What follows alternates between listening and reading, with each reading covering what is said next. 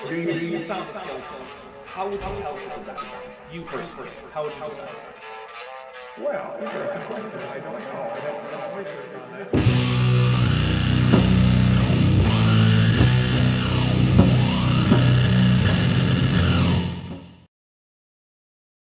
All right, everybody. Welcome to Kent with Bent.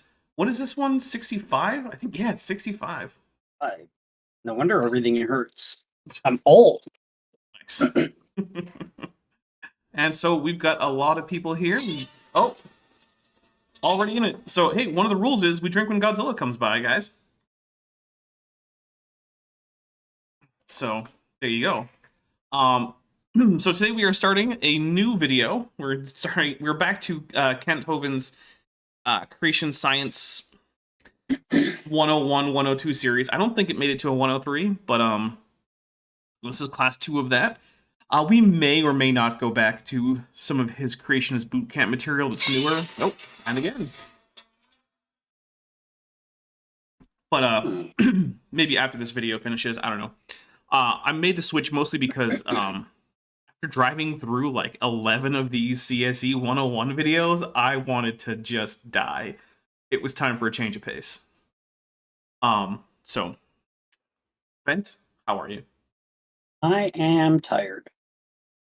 And excited for Kent Hovind! Yay! Excited might not be the right word. Yeah, no one's actually excited about Kent Hovind.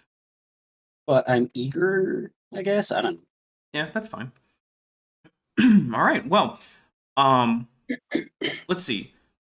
As some of you may or may not know, we do a little game here. It is a drinking game. However, we encourage you to please, if you want to play with water or something that's non-alcoholic, because we take absolutely no liability for any damages to yourself or property or any harm to yourself or injury to others, or anything like that.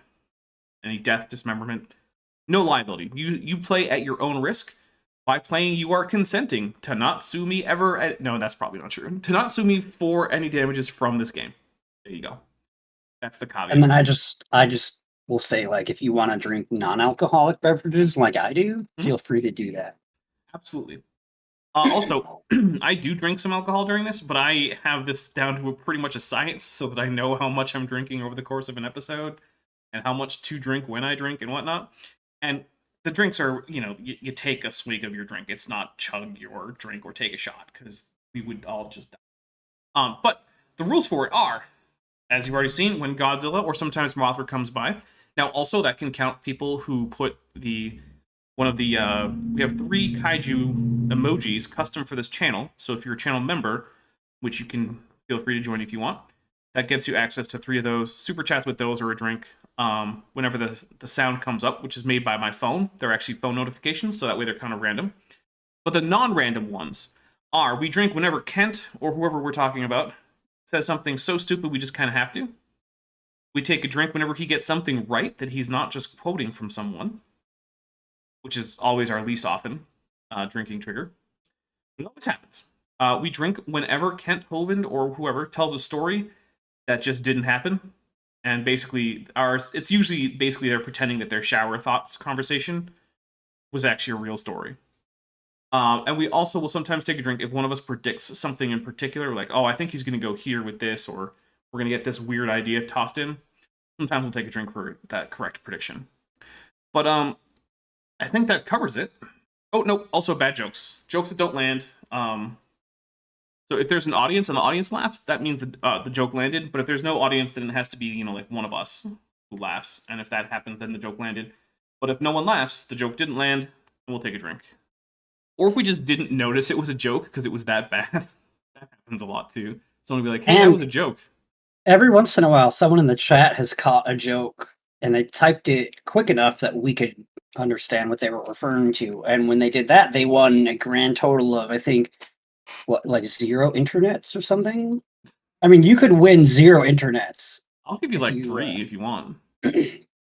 I have no more internets left to give, but if Dapper wants to give you some, that's pretty cool. Well, and for 2222 sex, Command Cyborg says, for the indifference of the void, and then a Ghidorah. So we'll take a drink for the Ghidorah. Thank you very much, Command Cyborg. Which reminds me, by the way, guys, I do have a new goal. If I get 60 US in a live stream, I will make a video in which the Dapper Dino avatar is feathered with stage 1 proto feathers. And then we will move on to another goal. It'll be higher, but it'll be for stage 2 proto feathers. Let's keep going up the stages. Although there are recent findings of Ceratosaurus skin, more extensive, and they still no scales, or sorry, no feathers. Ceratosaurus just didn't have feathers, guys. Sorry. But here we go. Let's get into this video. It's only 53 minutes and 29 seconds, and I'm sure we'll get through all of that. Sure, All right, let's begin. This will be new class number material, 2 of Creation Science 102. We're continuing where we left off. Last week we talked a little bit about the giant insects that are found. Who remembers a little bit from last week about last the... week. Last week. What's a So problem? 101 was, 1 week. They gave the whole this course in 1 week. This is the second class of 102. Last week was CSE 102 class 1. Oh, okay. Never mind then. Problem that with giant insects today, what would be a problem why they couldn't survive? Remember, yes, sir. Not a pressure. What does the pressure have to do with the size of an insect? They breathe through their skin, right? And they just don't have enough skin compared to the size, the volume of their body. Okay. Now, So this was a while ago, so you guys might not remember, but Maddie was on for this because we finished up the previous, I guess, class before we started into the Matt Powell stuff. And what Kent Hovind is confusing here is the partial pressure of oxygen with total atmospheric pressure, right? Total atmospheric pressure is not going to allow insects, just being high, is not going to allow insects to get very big unless the partial pressure of oxygen is high enough. Because Kent is going to get this wrong, I assume, but the way that insects respirate is they have a gas exchange along primarily their abdomen in little holes called spiracles. And they aren't really powered, they're not physically drawing air in and out, they're just diffusing oxygen in, carbon dioxide out through numerous little spiracles. And then that diffuses into their hemolymph, which is their circulatory fluid that's in an open circulatory system. So they don't have blood vessels, right? So all of this is relatively inefficient compared to, say, like a mammal or a bird or something like that, where you have individual blood vessels, you have air flowing in and out actively powered by muscles, you have dedicated lungs just for this with a really, really high surface area to volume ratio, all this stuff. Insects don't do that. So relatively speaking, for the same size, they need more partial pressure of oxygen to stay fully oxygenated compared to, say, a mammal. And so the reason that in, say, the Carboniferous period, or the Mississippian/Pennsylvanian, if you're in North America, the reason why we have such big insects at that time is because we know that there was a lot of oxygen. The pressure of the atmosphere wasn't that much higher. In fact, I don't even think it was at all higher. But there was more oxygen per unit volume. That's what made the difference. Kent, apparently, just doesn't know what partial pressure is. we're going to talk about what happened in Glen Rose, Texas. If you go to Dallas and head over to Fort Worth and drop south, west, about 45 miles, you'll see the town of Glen Rose, Texas. It's yellow there on the map. Glen Rose, small town, about 2,000 or 3,000 people, I believe. The river that runs right through town is called the Paluxy River. Now, the Paluxy is the second to the fastest moving river in Texas. They gauge rivers by how far they drop per mile. If it runs 1 mile, how far does it drop? The Mississippi, for instance, in 1 mile, drops 8 inches. He is right that this is how you measure this correlates to how fast rivers go, and it is the slope of the river. So I'll take a drink for him being right. We're pretty generous about the can't get something right, because otherwise we just wouldn't drink for it. 8 inches of drop for a mile of river. The Paluxy drops 17 feet per mile. So it's, I don't know what the fastest one is, but it's the second to the fastest moving river in Texas. No The problem with this type of river is when you get a lot of rain in a hurry, you get flash floods. These kind of rivers flood easily, and the Paluxy floods very easily, and they're working on projects about putting dams every so often to prevent this flash flooding. But in 1908, there was a flash flood in Paluxy. They said the water was 27 feet above flood stage, and it went roaring through the area and just destroyed the bottom of the river.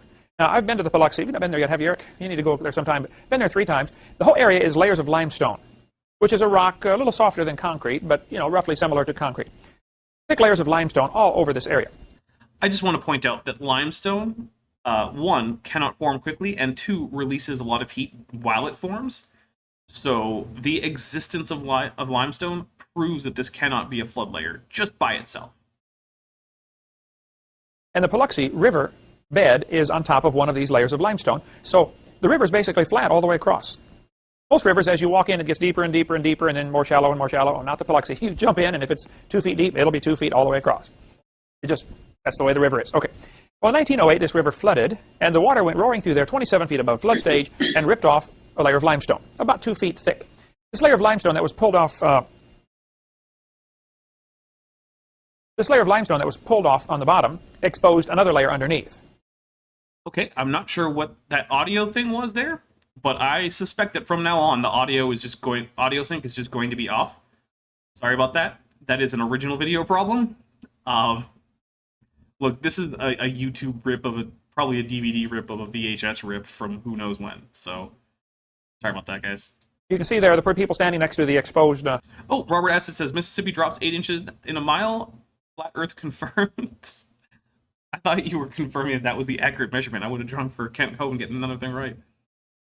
Layer, just about a 2-foot drop in limestone there. The layer underneath contained thousands of dinosaur footprints.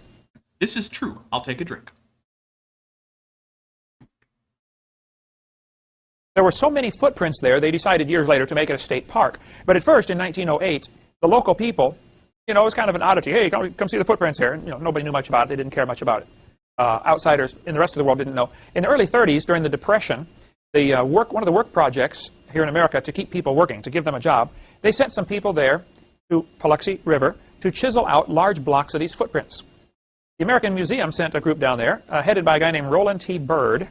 Roland Bird was in charge of the project. They would sandbag the river, pump out the water, because it's generally, only a foot deep or so. It's not a lot of water normally, except during rainy season. If you go there in the summer, oftentimes it dries up completely. No water at all. But they sandbagged it, pumped the water out, found some sections of dinosaur tracks, and sawed them out. Now, they broke them up into hundreds and hundreds of pieces and numbered all the pieces. I really want him to get to a point. Loaded these chunks onto a truck, took them to museums, and reassembled the pieces like a giant jigsaw puzzle. Took a long time to do this. Here's the guys, you can see them right behind this section of tracks they're about to chisel out. They reconstructed the tracks, fixed all the seams that they had made, and put them in museums. Quite a few museums around America have sections of tracks, or at least a few tracks from the Paluxy River. Yay. One of the reasons for taking the tracks out of the river and putting them in a museum is Glen Rose is way out of the way. Not many folks go there. Okay? Better to have them in a museum where people can see them. Secondly, the river was going to continue to destroy these tracks. Erosion would ruin them eventually. And so this preserves them for people to see. Here's the famous photo of the little boy taking a bath in a dinosaur footprint. Tommy Pendley photo, it's called. They said he was very reluctant when they said, would you like to take a bath? Little boys are about baths, but finally they said, well, you get to wear your clothes and get in the footprint. Oh, okay. So he sat down and they took this photo of Tommy sitting in the dinosaur footprint. Roland Bird went... I mean, it is cute, and it is a kid sitting in what looks like a rear right leg sauropod footprint. Hooray! Down there in 1930. He was this reminds me of... I don't really like it when Kent talks about little kids in bodies of water, because he usually doesn't do a good job of it. Well, I'm pretty sure this kid didn't drown, at least. Although I suspect by now he's dead of old age. Something. For the American Field Museum, he reported that there were 15 to 20 inch long, clearly defined human footprints. Now, they didn't make much... don't talk about this much. That's a fake. Look, I've done Paluxy River footprints so many times. We'll get it. Is that like a right foot human, left foot dinosaur monster thing? There's a footprint. It was someone hopping. They hopped one time. They just stood there. They were like, oh, look, flamingos. Let me see if I can do that. Because I'm bored because YouTube hasn't come out yet. That's but they probably also what happened. got there without leaving any other footprints, apparently. They were born there, and as their foot grew, it eliminated the print of their smaller foot, and they just stood there their whole life. No, I don't know. The Venerable Beat asked what age the footprints are. The Paluxy tracks, I believe they are early Cretaceous. I think they're early Cretaceous. But I would have to double check. The reason I say I think they're early Cretaceous is that there's a lot of Ornithomimid footprints there, and Ornithomimids really aren't terribly common until the Cretaceous. But I believe it's towards the end of the early Cretaceous, which, by the way, sorry, there is no middle Cretaceous. There's a middle Triassic and a middle Jurassic, but Cretaceous, nope, you just get early and late. And you know what? One Fernell says for Boole with a beer mug. Yeah, I'll drink that. That'll get at least one drink per stream. Right? Rest in peace, man. Anymore. Here's a copy of one of those footprints. Now, this one is pretty badly eroded, believe it or not.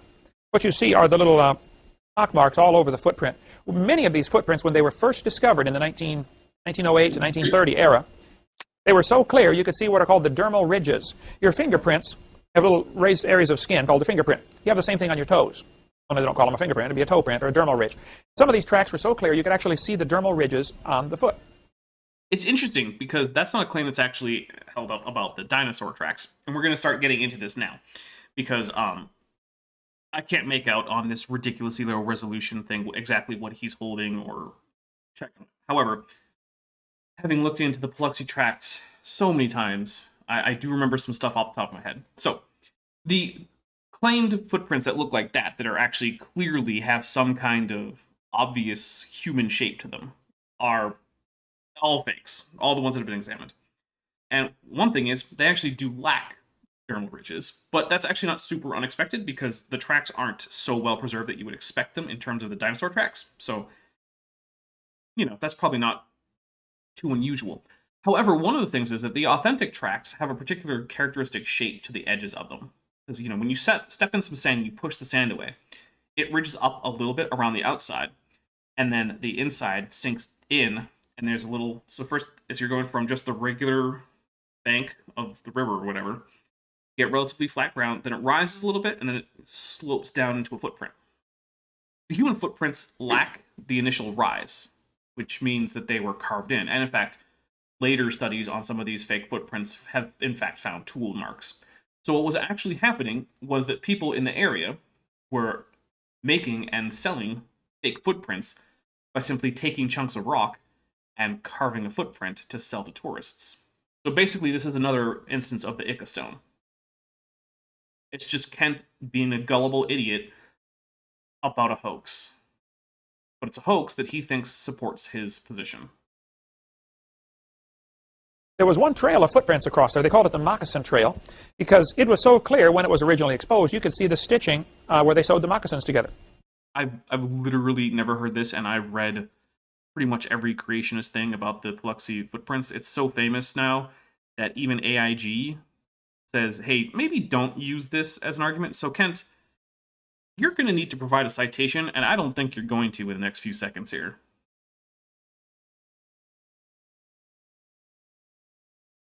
Oh, I was. It is the early Cretaceous. Thanks, Tesla Ranger. Where they sewed pieces of leather together to make their moccasins. It's just extremely clear tracks. Well, of course, within a few years, they begin to look like this instead. The clarity begins to disappear. There have been all sorts of people go down there to study these footprints. This is a picture of the Taylor Trail taken by Don Patton. The picture was taken in 1999. Still, recognizable human footprints crossing right over a dinosaur trail. Okay, so at least this time we have left and right footprints. So it's not a person magically standing on one foot in the middle of a seashore, basically. So let's get into this. These are not human footprints. These are Ornithomimid footprints. Now, Ornithomimids are a group of theropod dinosaurs. You might be familiar with them as Gallimimus from Jurassic Park, the original movie. That's probably the most famous media depiction of them. But they were a fairly diverse group in the Cretaceous, and they are relatively close to being birds in terms of taxonomy. They're Maniraptorans. They were primarily herbivorous. They had toothless beaks, although Jurassic Park does portray them as having teeth, posterior to the beak, which they do give them. Which Jurassic Park sort of hit or miss on whether or not dinosaurs get beaks when they should. So yeah, but they have a few things that are unusual. One is, at least in this environment, which is soft, sometimes bits of the proximal end of the foot would make an impression. So as you might know, dinosaurs are digitigrade. They walk on their toes and not on their entire palm or heel.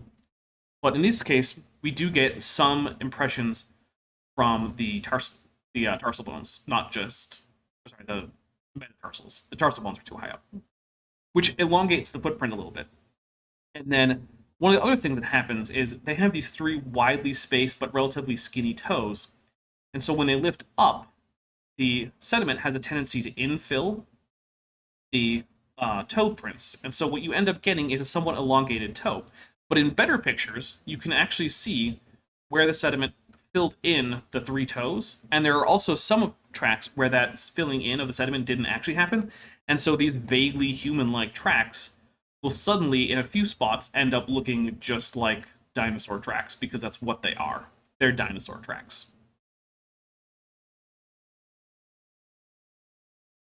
Some of the tracks are still visible. Now, what they've done to these tracks to make them show up like this, they say they're wet out. They dry the area out, and then they go through and find the depressions where the footprints are and pour them full of water. That way they show up better on the picture.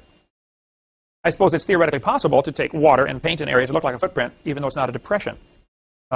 But these are the tracks that they have just filled in the low places, and it makes the shape of a human foot. If you put your foot in there on some of the smaller ones, it'll fit perfectly. I've been there 3 times and walked in them.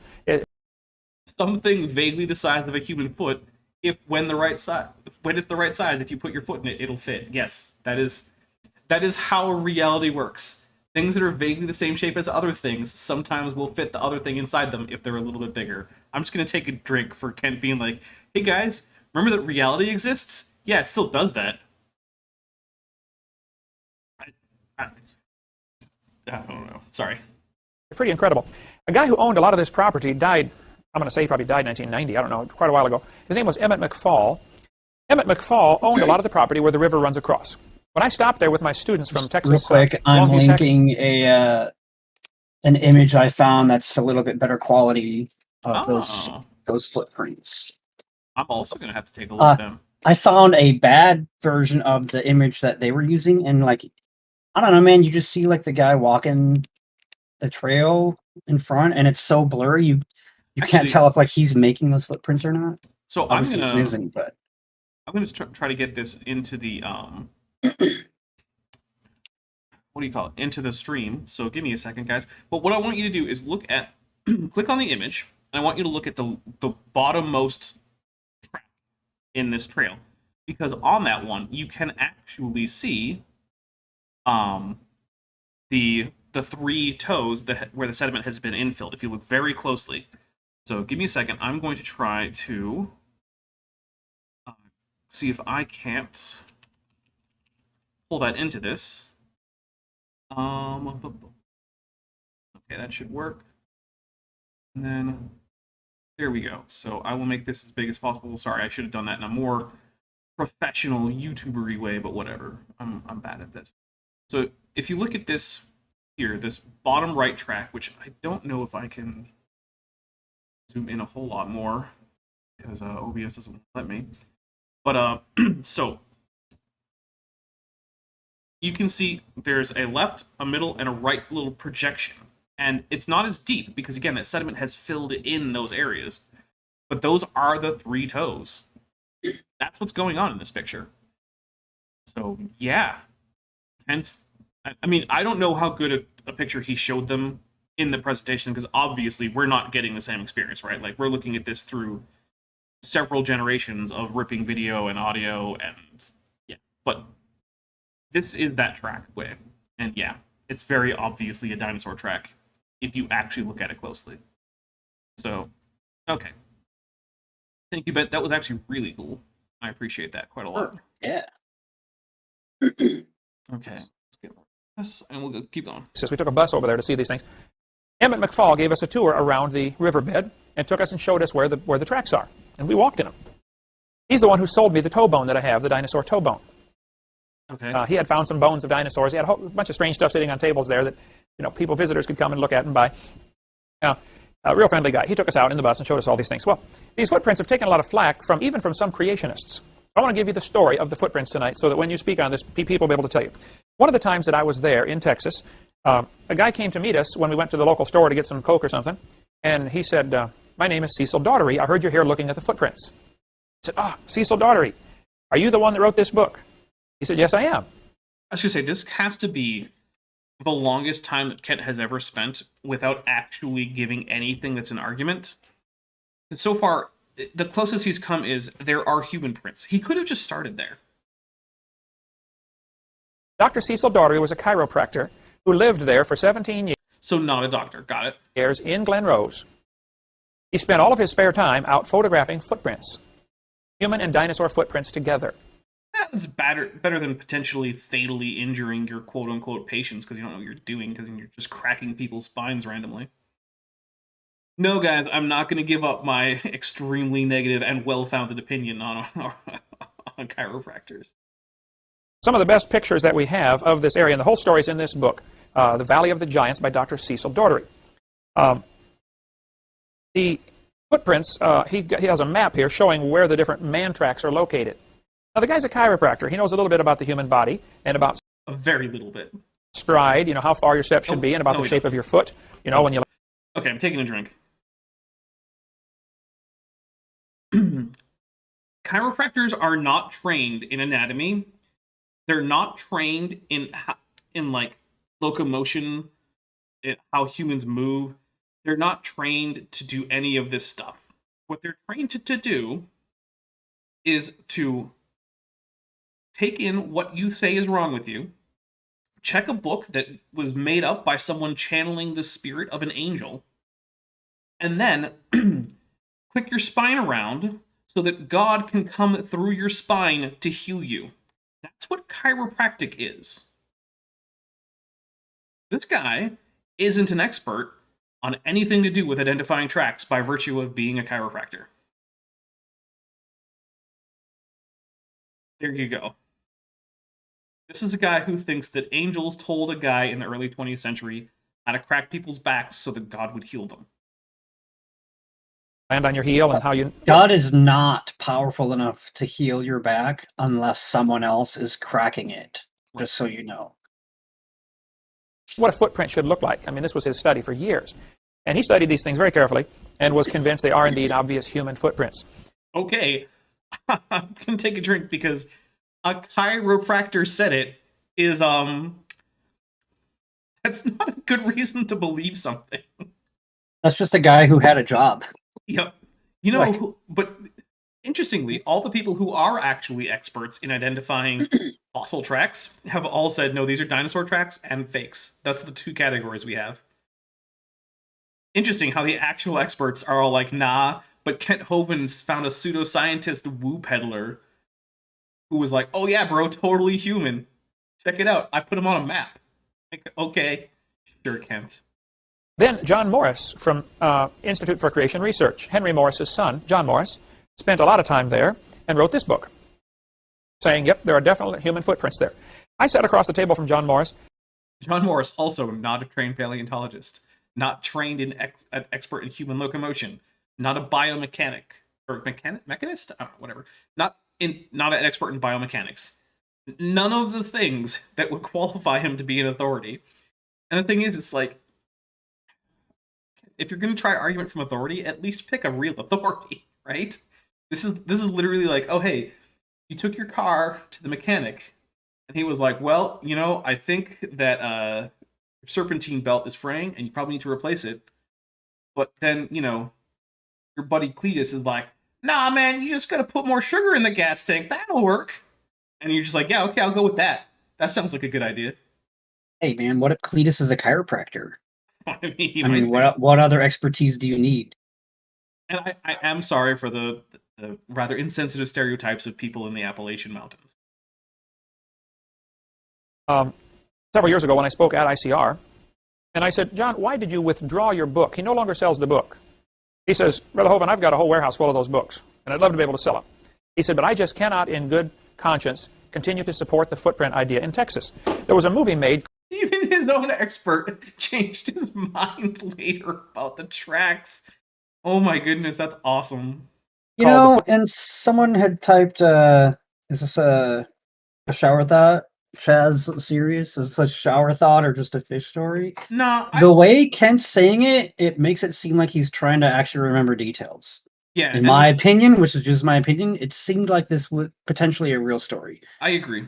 And I think also this was at a time when Kent was still accepted into various creationist circles. He's now basically a pariah. No professional creationists want anything to do with him. But at this point, that was not the case. Footprints in stone by, I forget which group made that movie, but that movie went around the circuit for a while showing the dinosaur and human footprints together, and then they withdrew their movie off the market. So you'll get some people who will give you some flack and say, oh, the creationists don't support those human footprint ideas anymore. Well, here's the points that I would make on this. You might want to write these down. Number one, nobody has ever found human and chicken footprints in the same rock strata. I'm not confident that that's true. I think this is another thing where we need a citation, Kent. Yeah. For one thing, I can say this. I'm very confident that, broadly speaking, galliform footprints have been found in the same rock strata as human footprints, because galliform birds, which is one of the groups to which chickens belong, are just ubiquitous. They're basically everywhere but Antarctica. Because you can say that about almost many groups of animals. They live everywhere but Antarctica. Yeah. Because what does Antarctica have? Like seals and seabirds. That's it. And humans. Does that prove humans and chickens did not live at the same time? Obviously not. Chickens are still alive today, right? So you don't need to find the footprints together, first of all. Okay, well, that's true. Not finding footprints of two organisms together doesn't mean they didn't live together. However, it's not evidence that they did either. Number two, if a few dinosaurs are still alive, then you don't need to find their footprints together. Okay? So the whole idea is sort of a moot point. It doesn't matter in one sense whether there's footprints or not. I believe there are, and I'll get into my evidence for that. But we don't have to find their footprints together to prove they live together. If we find dinosaurs on artwork, like we showed last week about the Eka stones, and we'll get into a lot more on that later about dinosaurs, I think the fact there's obvious evidence from many lines of reasoning that they live together. We certainly have the scripture which teaches us God made everything in 6 days. So the Bible would indicate very clearly that everything was made at the same time and man lived with dinosaurs. So I think the whole argument about the human footprints and dinosaur footprints, though it is still very legitimate, is unnecessary in one sense to prove our point. Okay. Why are you making it? So the first 32 minutes of this episode, don't worry about that. Yeah, basically. Don't worry about it. Because, Who cares? the Bible, so it doesn't even matter if it's real or The thing not. is, Because there weren't even that many drink triggers, because, like, he didn't say anything of any relevance to anyone. He's like, one time I was down in this place and this guy, and I talked to him, and he had a finger... It's like, none of this matters. Get to the point, Kent. This is his most no, he's a rambling. chiropractor, although he is a chiropractor, so when he changed his mind, maybe, Morris why they withdrew their support. And he said, well, our best human footprint turned into a dinosaur track. Here's what happened. On the back of this book, Texas Tracks and Artifacts, is a drawing of our artist's conception of a guy running, stepping in the footprint of a dinosaur. Now, if you ever walk through deep snow or walk through mud, the logical place to step is right where somebody else already stepped. You follow their footprints, okay? Some of the footprints were right on top of dinosaur footprints when they were found. A few others were found where the trails crossed, where the dinosaur track was on top of the human track, or on top of part of the human track. What would that prove if the dinosaur track is on top of the human track? What does that prove? The dinosaur was there last, right? Sometimes the human track is on top of the dinosaur track. One of the best tracks was, about 8 inches deep in what they call the marl, the limestone. Squished down in there, you look down in there and you see this beautiful human footprints down in the mud. You can see the dermal ridges, everything. Over the years, it gradually begins to get, over the years, it gradually begins to get worn out. Pretty soon it starts to get distorted where you can no longer see the clarity of it. And then gradually the toe distinction will disappear and you end up just with an oval-shaped depression. As this track eroded away, it turned into a dinosaur footprint, a 3-toed dinosaur. Or maybe it was always a dinosaur footprint, like the tracks you showed us, Kent. I'm taking a drink for this. Oh my goodness. And the human track was right in the middle. Now it was a big oval-shaped depression. And they said, that was never a human track. It was a dinosaur track all along, and the mud squeezed over the toes, and we just didn't see those outer toes. But the thing is, the experts did see the outer toes. We could see it in the actual trackway that Kent Hovind was talking about. You don't have to be an expert to notice that. As if you step in mud I'm and an lift your idiot, and I could notice it, so... There you go. Also, guys, I'm going to try after today, I'm going to try to re-edit this to see if I can get the sound closer to sync. I don't know if I'll get it to be fully in sync, but I'm going to try something, because this is starting to get annoying to me, and I don't want to have to do it a second time. I just don't look at his face. I look at whatever he's holding, Yeah, that and I helps. don't notice so much. Put out, there's a chance some of the mud will, squeeze in and distort some of the track. So a guy in the chair says, so live chat isn't updating for me, but I can read it in the video feed. Usually switching to live chat will fix that. So if you have your chat box open up at the top, it should say top chat, and there should be a little 3-dot to open up a menu thing next to it. Click on that, switch it from top chat to live chat, and that should probably help. That happens to me sometimes, especially if I'm on a phone. And it was pretty deep into the mud. Well, truth of the matter is, it was both all along. A human stepped on top after the dinosaur stepped there. Mud squeezed in, covered these outer toes, and then over the years, the mud that was covering it eroded away, exposing the other 2 toes. Man, if only you actually had a cast of that original print, and it wasn't a fake, and you could show it to anybody. But you don't.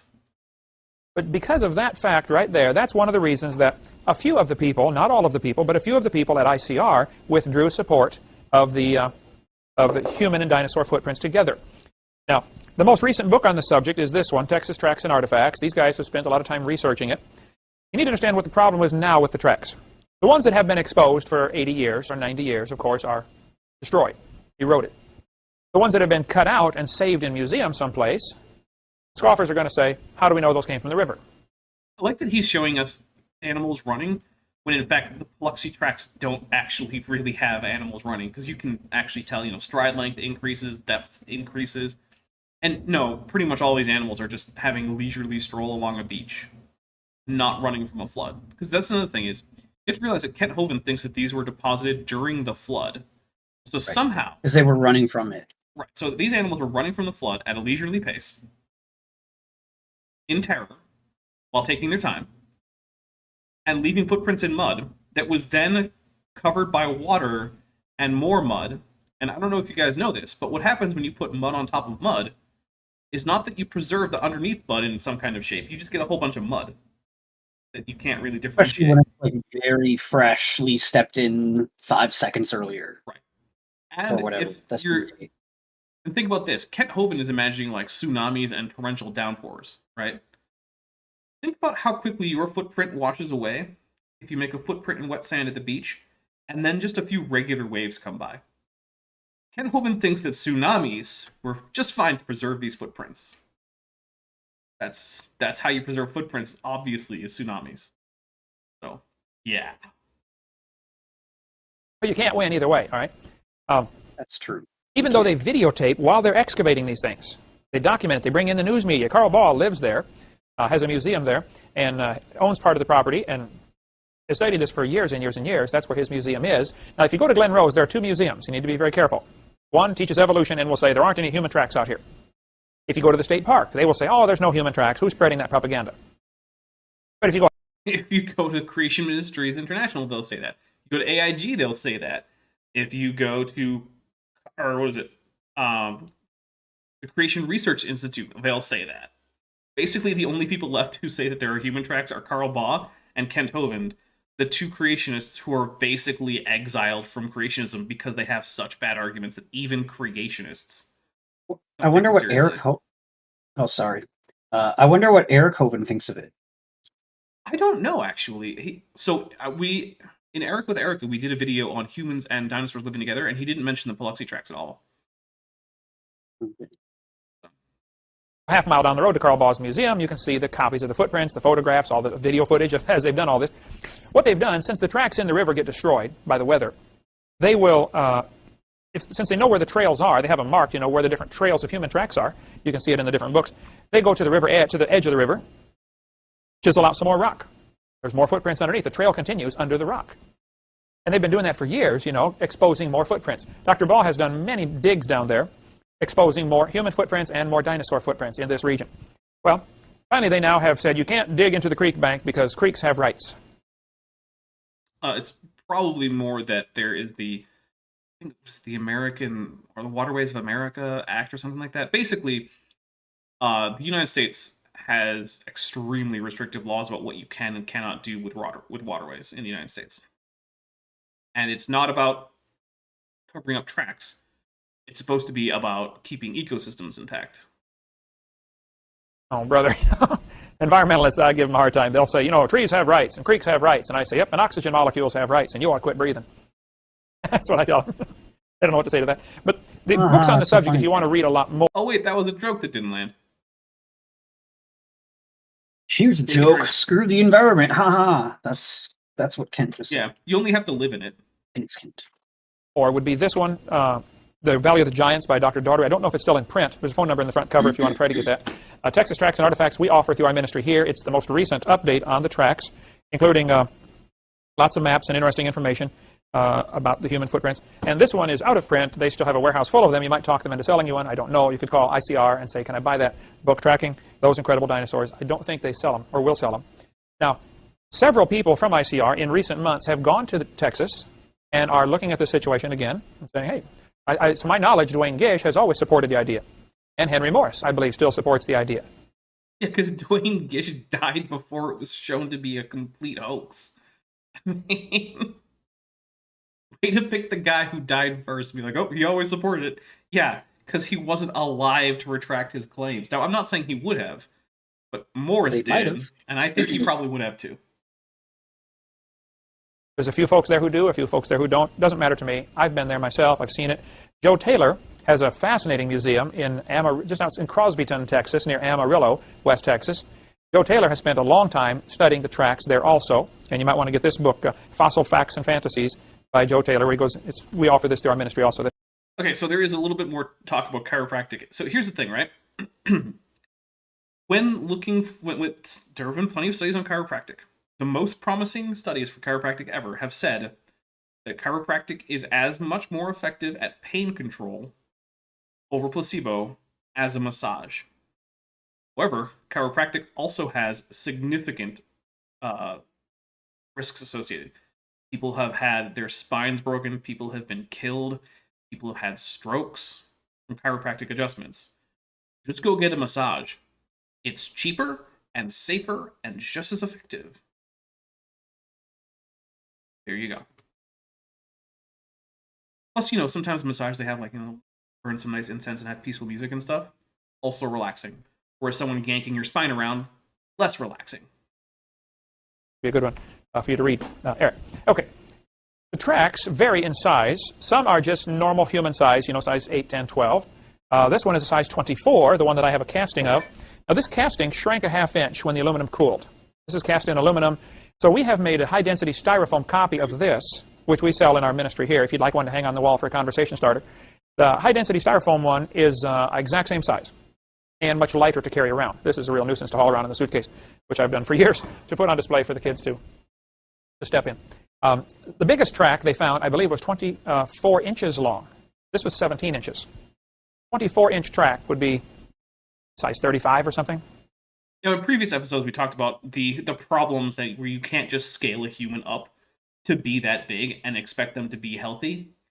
You would actually have to go through extreme amounts of modifications like the foot, the legs, the stride, the spine, to basically make the locomotive apparatus of a human what's called graviportal, which means adapted for being really heavy. It's kind of like how, we'll take, say, Afrotheres, right? So Afrotheres are the group that includes things like hyraxes and elephants and dugongs and manatees and aardvarks, right? So you take a look at a hyrax or an aardvark, and they're digitigrade, and you look at an elephant, it's also digitigrade. But you can't just make an aardvark the size of an elephant and expect that to work. If you look at an elephant, its feet are very highly modified. It has big fleshy pads in the center of the toes to help its weight.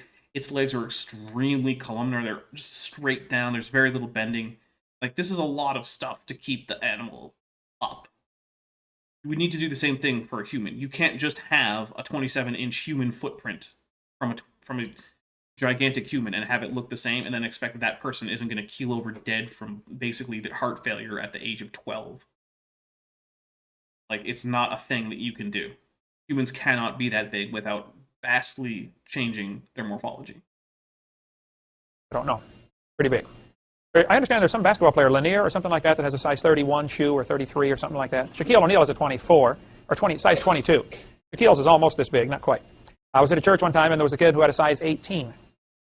So 22 is a little bit smaller than that cast that he has, which he said was 24. He just almost filled it up. So there are people today with feet this big. The difference between this one and modern people today with feet that size, this one's wider. Well, anybody that goes barefoot all their life gets a wider foot. You wear shoes all your life, your foot stays a little narrower than it does if it can spread out, as you walk barefoot. So they've done a lot of excavations there in this region. They've even taken some footprints and sawed them across. You can see where they sawed this one across the toes and across the heel of the foot. And when they look at it endways, they see the mud has squeezed up between the toes. Now, some people have argued, like Kurt Wise from Bryan College, a very smart man and loves the Lord and is a young earth creationist, but he doesn't go along with the footprints there because he thinks that you can see these marl lines other places as you cut through. These little lines, these curves as if it was squeezed up into the toes. He said you see that all through the rock. That doesn't prove a thing. That's his point. Okay? So, Do you have a counter, Kent? Because if he doesn't, I'm just going to take a drink. For someone bringing up an actual argument and Ken just saying, whatever, I don't care. well, you may not get any support from him if you go to that region, but he's on our side. He's a smart guy. The steps, though... No counter. Okay. Amazing. Like This has been... You're just... I've been... Go on. He's just debunking himself and then just sticking with it anyway. I was going to say, this is like the most convincing Kent has ever been, if that was clear sarcasm. That were found in Texas, in some instances, were 6 or 7 feet between steps. The guy would be probably 8 or 10 feet tall. My normal stride is about 3 feet. If I'm running, of course, it's more. If a guy's 10 feet tall, his normal stride would probably be 6 feet. Without a problem. Here's Dr. Baugh, a picture with him showing dinosaur and human tracks together, just a few inches away from each other. I was preaching in Arizona. The associate pastor of the church came to me and said, Brother Hovind, I grew up in Glen Rose. And he told me a story. I said, Brother, I want you to put this in writing, because people don't believe me. I've got to document everything I say. The scoffers will strain at a gnat in something the creationists say, and then they swallow the camel like believing we're related to a rock, 4.5 billion years ago. I don't know how they can do that. But here's what this guy said. His name is David Smith. They don't do that, Kent. No one says that we're related to a rock. Yep. I'll take a drink for that. That's dumb. Related to means shares some kind of ancestry with. And ancestry has to do with genetic inheritance. Rocks don't have genes, so they can't be your ancestor. It's that simple. Pastor, First Southern Baptist Church in Cottonwood, Arizona. There's phone number and address and all that stuff right there. He said, Mr. Hovind, I grew up in Glen Rose. He said, I went on an excavation with Dr. Carl Baugh, who lives there. We followed the footsteps of a man which were beside a dinosaur's footprints. It was as if the man were walking with the dinosaur. Nova was there to film the dig. There was also an evolutionist there who had been arguing with Dr. Baugh the entire time. Nova didn't film much of the tracks or our dig, but they did interview this evolutionist. Now, Nova, in case you don't know, is a science program. I come on TV once in a while. They show Nova. It means a star that explodes is called a nova. If a big star explodes, they call it a supernova. It just means an exploding star. In Spanish, nova means won't go, will not move. So the Chevy Nova that sold up here in America, when they took it to Mexico to try to sell it, they had a very hard time selling the car. Would you like to buy a no-go? Oh, I don't think so. Completely irrelevant tangent. I'm taking a drink. Who cares? And yeah, Ken, imagine that. Spending all of their time with the actual expert rather than the guy who thinks that some lump of rock is a human finger bone for literally no reason. So, I had to put a new name on it or something down there. But, okay, Nova is a TV program that does stuff on science. Nova came to film the interview with this evolutionist and Dr. Baugh and supposed to film the tracks, report on it. He said, he told them he had not seen anything there to disprove evolution. What he didn't tell the camera was that he had refused to even turn around and look at the tracks we had been working on. That's not what you said in your quoted bit, Kent. So this sounds like something that didn't happen, so I'm going to take a drink for that. Because if he had actually said that, that's what you would have read. This associate pastor told me, he said, Brother Hovind, we would dig out the tracks, we would tap this guy in the shoulder and say, Sir, look at this. He would say, I don't want to see it. There can't be human tracks here. He wouldn't even look at it. So then he told the camera, I've not seen anything here to disprove evolution. Well, of course not. You wouldn't turn around and look at it. In some people's minds, their theory is so important. Any evidence against it, they can't tolerate that thought. It's called in the theory of for projection. Yeah, that's fair. because Kent is perfectly describing himself while being Yeah. oblivious to it. Actually, you know what? We're making it through this one pretty fast, so at least there's that. Because when Kent just has some irrelevant story, it's like, well, I don't have to respond to anything. There's Right. nothing to say about the Chevy Nova not working well in Latin America. Like, whatever. I feel like I went like 20 minutes without saying anything earlier, so Yeah. maybe it did seem like it was a while. Cognitive dissonance. You run into this when you deal with any of the cults. When you start to prove what they believe is wrong, their brain just rejects it. That's so crazy, Kent, that a Weird, cult Kent. would be like that with cult leaders who do things like that. That's Do you think maybe a cult leader with a cult like that might find himself running a compound where he has people who come give him all their money? He doesn't pay them, but he does give them free room and board, and then they work for him, and then he kicks them out when there's even a whiff of dissent, and then he, serially sleeps with various ones of them as his quote-unquote wife until they realize how abusive he is and they run away, and then And he maybe keeps all their of money, this might he keeps their money, and all of this might happen, say, in rural Alabama. Would that be the kind of cult that Kent is talking about, maybe? possible. Possibly. Okay. Possibly. Can't be true. Of course, Sometimes it happens in Pensacola.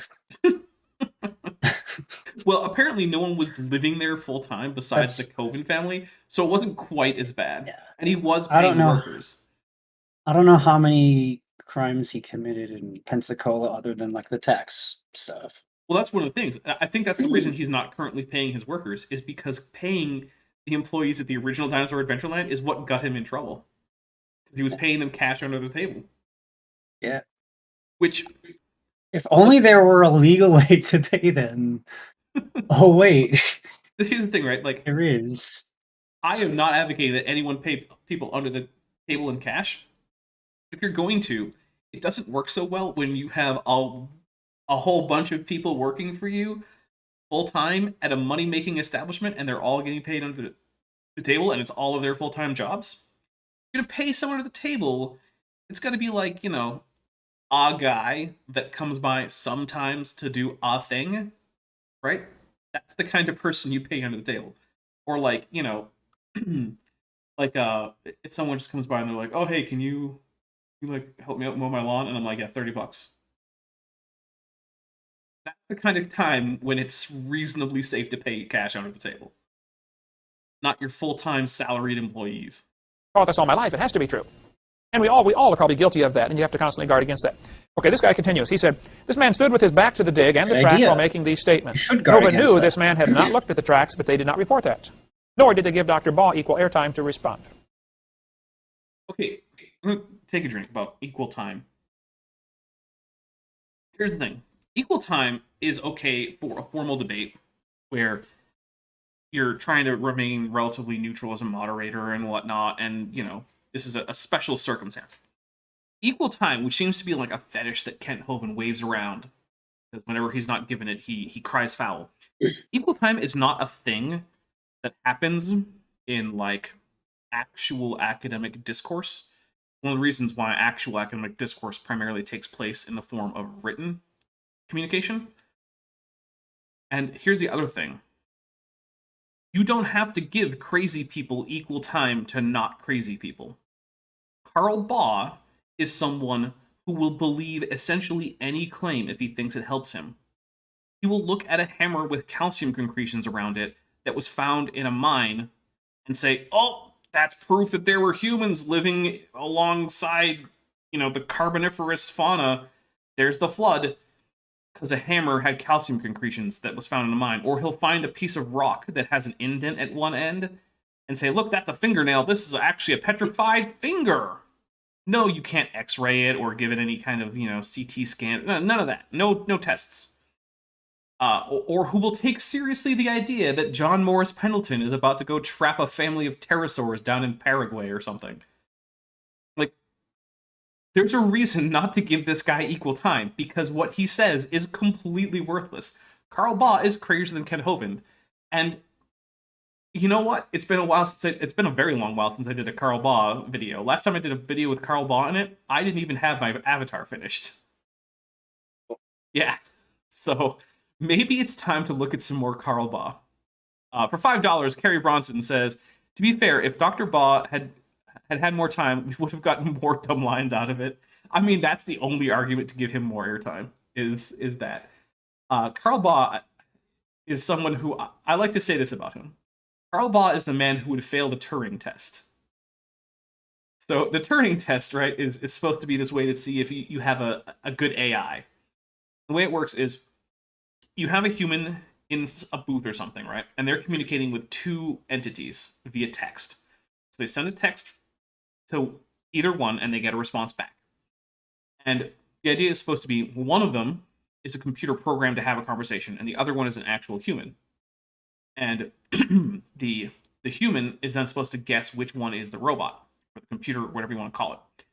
And if people doing this test cannot get better than what you would expect from chance, saying that the one that's the machine is actually the machine, then you say that that machine has passed the Turing test.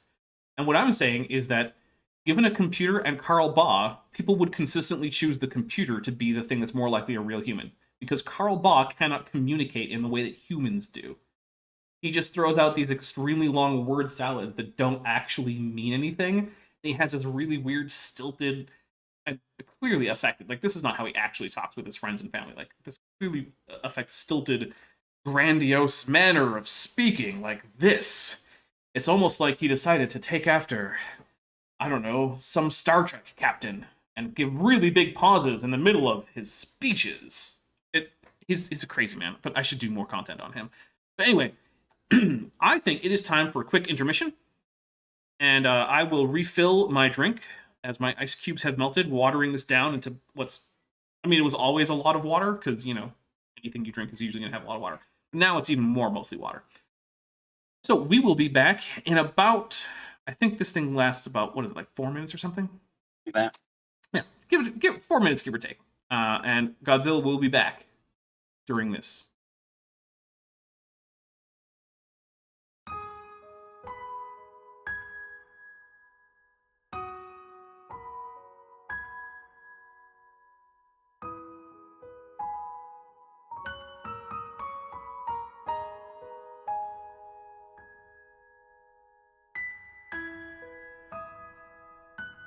I want to take a moment to talk about something serious. There is a problem facing late surviving non-avian dinosaurs in modern America.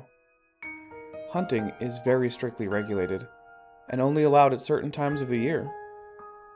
This means that for much of the year we have to rely on farm-raised food, which means money. If you want to help a starving dinosaur, please consider donating on Patreon, or buying from my merch store. Links are in the description. Please help. Dinosaurs all over YouTube are depending on you to help them through the hunting off-season.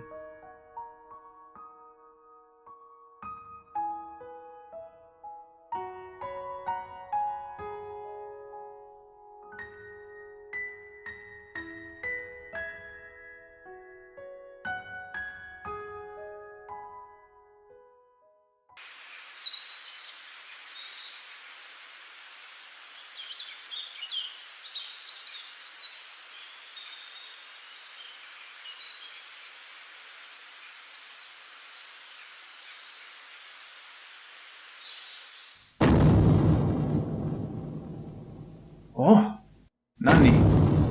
Dare? Oh, Gojira desu ka?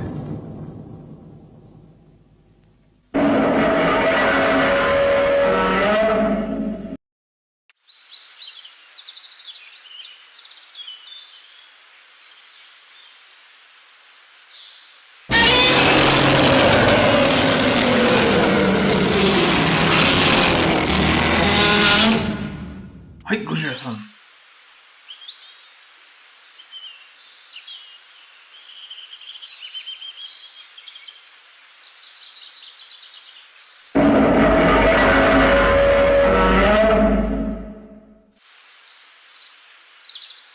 Hai.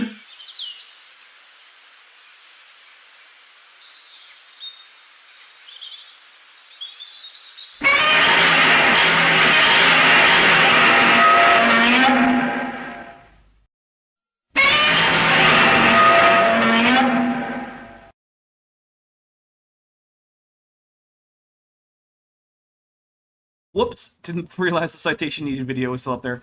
Oh well, that's a relatively minor technical difficulty, and I'm not muted this time. I checked. Am I muted? No, you are not. Oh, nice. Yeah, so like Godzilla said, please do like the video, share it if you want to, and if you are interested, there is, of course, a Teespring and whatnot, so yeah, I mean, feel free to send money if you really like the show. It does actually help quite a lot, because, yeah, without your guys' help, this channel wouldn't be here. It would have ended long ago. You guys have been helping this channel. Oh, there's Mothra. You guys, I always forget how long Mothra is. You guys who... Oh, and again.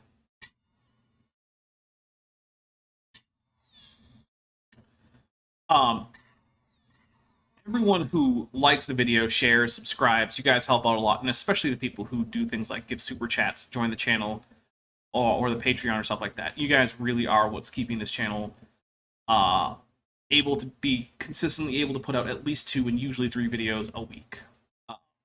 It's not easy. But anyway, there was a story I want to tell about Carl Baugh and his Creation Evidence Museum, which is that a few years ago, a mutual friend of mine and Ben's named George, we were in the Navy with, we were on the same ship, sent me a picture of 2 really, really weird, kind of dumb-looking dromaeosaurs.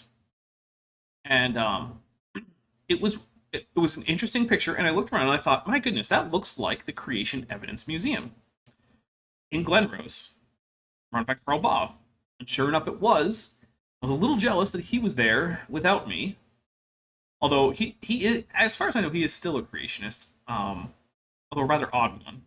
But anyway, yeah, he was there, and I was very jealous. And also, I found out that those 2 things were being sold by like a Chinese company as quote unquote velociraptors for like $30 each. Yeah, really, really low quality there, Carl. But whatever. Venerable says, my grandpa told you if your ice, I think it means told him, if your ice melts in your cup, it won't raise the level of the liquid in it. Am I crazy or is that wrong? That is not wrong. Okay, so we're going to go through that real quick. It's a pretty simple physics problem. So, ice is only ever so slightly more or less dense than water, right? And it sits very low in the water. Almost all of the ice is submerged. So when the ice melts, the volume of that liquid, or that matter, is actually going to decrease more, well, about the same, actually, as the amount that's sticking out above the water. So, yeah, it is actually true that you're generally not going to see any net change in the water level, or in the level of the liquid, right? So if you draw a little line where the liquid is, you're not going to be able to see any difference in that change there. Which I have heard some people use as a reason why sea levels won't rise if we lose the polar ice caps. To which I counter, okay, but what about the ice sheets on land? You think that might make a difference, buddy? That happened in college too. Yeah. Same exact stuff was said in class. Yeah. And I don't know. I don't think it was a student, but they're like, or maybe it was. Someone's like, what about, the ice over the land? Like, yeah, that's going to make the big difference. Oh, so he was using it to Antarctica? discount sea level rise. Yeah, that's the thing. Sure, the ice on the ocean melting won't change much, but there's a lot, and I mean a lot, of ice on land, especially in Antarctica. Yeah, my understanding is like Arctic ice is less of a concern when it comes to rising sea levels and melting. Mhm. It still is going to obviously affect the climate a lot and the ecosystem up there for animals and stuff. But as far as the rising levels, no, most of that ice is over water. However, Antarctica has a lot of land. And how thick is the ice over that land? Oh, it's Is it like hundreds of feet. feet? Yeah, so that's a lot of water. For $5 from Carrie Bronson, I'm getting quite drunk from this, and I'm only drinking soda. Nice. Which, by the way, guys, means that we're now 4750-ish away from a Dapper Dino with feathers video. So, nice. Feeling super generous. Feel free. And then the next video that I make will be animated video with feathers. It will take a little while for it to come out because, you know, I have a backlog of videos, which is one of the reasons I'm taking actually a little bit easy this week. I'm kind of probably going to do mostly half days because, it was a stressful few weeks, and it started affecting me in ways that I don't like. So I'm going to cool it for a little bit. It's sort of a mini vacation. I'm not actually going to do nothing. I actually finished some art today for the Speculative Evolution project, but yeah, it's not going to be the 10 or 12 hours that I often work each day to get stuff out. So This is not education, this is indoctrination, and this is the stuff we face all the time. Eric, you get into the debates and you say, these guys are indoctrinated. They're not interested in being educated. They just want to be told what to believe. Okay, one guy said there must have been they just want to be told what to believe from the guy who takes his idiosyncratic version of the Bible as the way that we should determine how science works. I'm taking a drink. All truths, all of them, we should be able to get from the Bible. Yeah.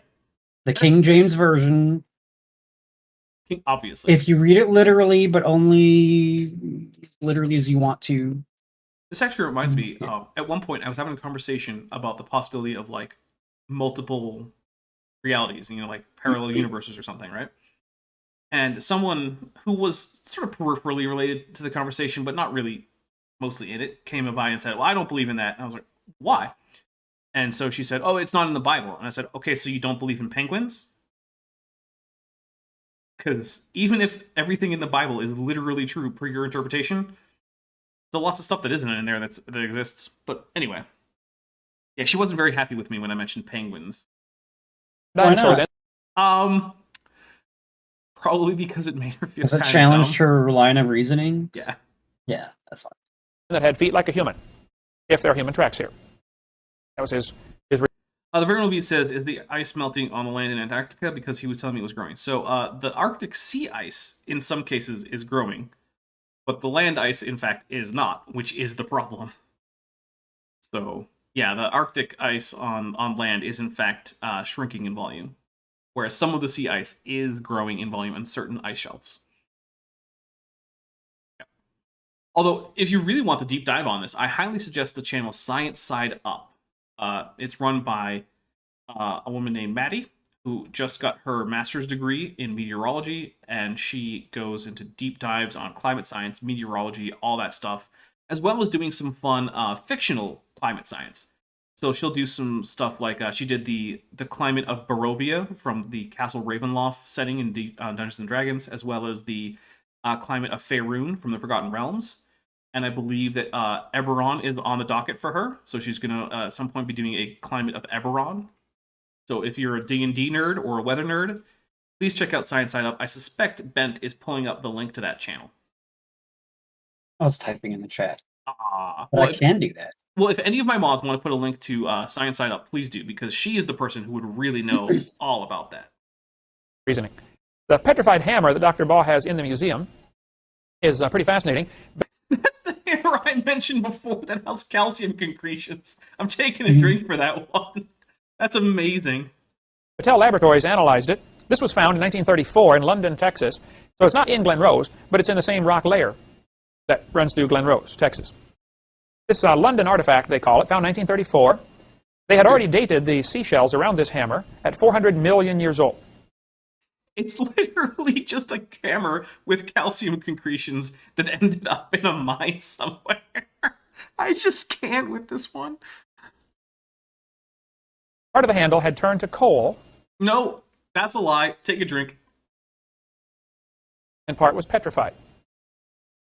Patel Laboratories said it was 96.6% iron, Yeah, as you would expect for a hammer. Okay. Oh, wrong thing. Give me a second. Here we go. 0.26, I can't read, 2.6% chlorine, and 0.74% sulfur. And if you can't read it, maybe get better slide quality. Right. So also, the seashells are not in the rock because that's a calcium concretion on a hammer. It is found in an area that has seashells, and I don't know if 400 million is accurate because that would mean it wasn't part of the same layer of rock as the Paluxy tracks, because the Paluxy tracks are not nearly that old. But yeah. And I don't know what Battelle Lab giving you the elemental breakdown is supposed to tell. Oh, Caleb Shurstat. If I got that wrong, please tell me. Welcome to the Tetrapod membership on the channel. Thank you very much. Please do reach out. My community tab has member-only posts on it, so you can see that. You can try to reach out there with a comment. You can try Discord or Twitter. Those are all really reliable, well, relatively reliable ways to get a hold of me. If you want a link to the member and patron-only Discord. And thank you very much. I really appreciate that, because, like I said, guys, that's the kind of thing that keeps the channel going. So I very much appreciate that. And please enjoy the emojis, as well as your little symbol next to you, which is what I call the Dapper Tetrapod. The nice little tetrapod guy that I drew in paint. Oh, sure, Stad is close enough. Okay, well, like, seriously, if you want to, you can type in like the International Phonetic Alphabet transcription, and I will get it right. I promise. Yeah, he knows that. Well, now, my understanding is that their analysis of the hammer revealed there's no carbon, and to make stainless steel, you have to have carbon. Okay. And the story that I understand is that they were telling Dr. Baugh that you cannot produce this alloy, you can't get these things to combine, unless you do it under a much stronger electromagnetic field. What? You can't melt those things and put them in an alloy unless it's under a strong magnetic field? You know what that is? That's another instance of, citation needed, Kent. And you just saying that that's what Battelle Lab said is not sufficient. I'm sorry, I felt like you were about to say something. I think I might have cut you off. There's a lot I think I could say, but I just am going to assume I misunderstood what Kent said, because I probably did. Okay. Because it sounded like he said stuff that was so stupid. Well, that does sound like Kent.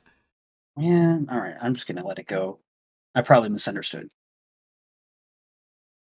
Well, today, our magnetic field around the Earth is pretty weak. Your compass still points north, but your body can't tell which way is north. Bees can, and birds can. They can tell which way is north. They just feel it because of the magnetic field. Well, I don't know about bees, but birds can detect the Earth's magnetic field, but they do so primarily visually rather than through some sort of sense of like touch. But that's close enough to being right that I'll take a drink.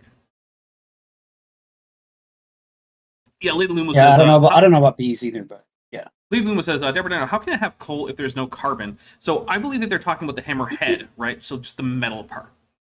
That was part of what I was going to ask, but then I assumed I misunderstood. Yeah, he wasn't very clear about it. Discussing.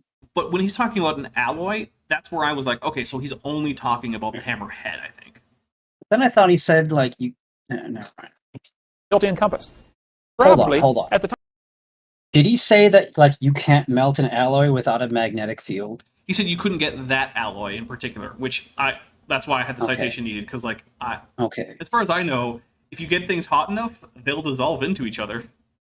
Well, you might That's when it goes, like, to metal and bits. Some more magnetic parts of it, like, not completely mixed together, like more, I don't know, different locations. You could control that maybe with some magnetic fields, but I don't know. Maybe that's what he's talking about. Maybe not. Maybe. Time of the original creation, the magnetic field was about 20 times stronger. No, it wasn't. So I'm going to take a drink, because this is a whole other stupid thing Kent likes. So, in the last 100 or so years, when reliable measurements of the Earth's magnetic field have been available, there's been a general downward trend in the field strength of the magnetic field of the Earth. Kent Hovind then likes to extrapolate this back 6,000 years to say that if you go back much more than 6,000 years, the magnetic fields would be so strong it would rip you apart. All the iron in your blood would just fly out of you, presumably to the North Pole or something. But the thing is that Earth's magnetic field strength varies over time, and it reverses. It doesn't just smoothly go up as you go back in time. It's just complete nonsense. There is no evidence that the Earth's magnetic field was 20 times stronger at any point in its history. We assume that based upon the 300-year study that's been done. In the last 300 years, we've seen the magnetic field of the Earth decline. See, this is the thing about creationists, right? I'll take a drink because he's about to just extrapolate inappropriately. when we have processes that we have good reason to think have a constant rate, like nuclear decay or how fast you physically can deposit limestone, creationists would be like, how do you know it was constant? That's ridiculous. But then when we get to something where we know that the rate does in fact vary, like lunar recession or the variation in time of the field strength of the magnetic field of the Earth, or things like that, where we know for a fact, we have evidence like, hey, look, this has not been the same through time. Then that's when the creationists were like, well, in the past 300 years, it's had this steady rate, so we can just extrapolate the whole way back. Basically, it's pretty reliable. If there's good reason to think that a rate is constant in nature, creationists will say, well, what if it varied? And if there's really good reason to say the rate did vary, they'll be like, oh, but what if we just extrapolate it back at its current rate? Yeah, what if? I don't know. Yeah, if you get everything directly wrong, like exactly wrong, opposite of what it should be, you can come up with crazy ideas like the Earth is only 6,000 years old and mitochondrial Eve lived 6,000 years ago. I mean, yeah, I guess you can come up with stupid stuff like actually, even with the mitochondrial Eve, you can't do that. You still have to do the math wrong on top of that. There's been a 6% decline in 150 years. So that little 6% decline could fit all sorts of curves. I'm not sure, nobody's sure which curve it is, but given the best of circumstances, the magnetic field of the Earth was probably about 20 times stronger. A stronger magnetic field would prevent any meteors from getting in, or most meteors. What? I'm going to take a drink because no, it wouldn't. You know what magnetic fields help deflect? Cosmic rays. Right. You know what cosmic rays are? They're non-meteors. They're much smaller than meteors. Yeah. They're like a proton. So, or some photons, really high energy photons. So here's the thing that a sufficiently strong magnetic field could do. It might be able to deflect a meteor towards the magnetic poles. Like I would give him that. That's at least a vague possibility, right? But it's not going to stop it from falling to Earth. I mean, you know how fast these things are moving relative, right? To many times the surface of it. And I'm not asking you that. It's more like the chat. Like, yeah, no.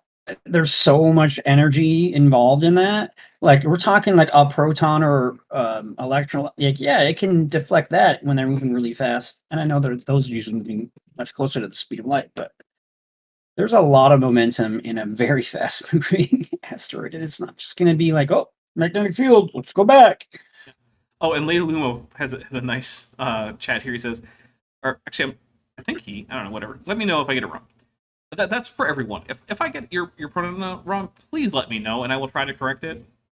Anyway, Leda Lumo says, there's a puddle of evaporating water outside my back door that evaporates at 1 liter per day. Therefore, a year ago, it was a 365-liter pool. Yeah, basically. Well, all we have to do is go back to the beginning of the universe.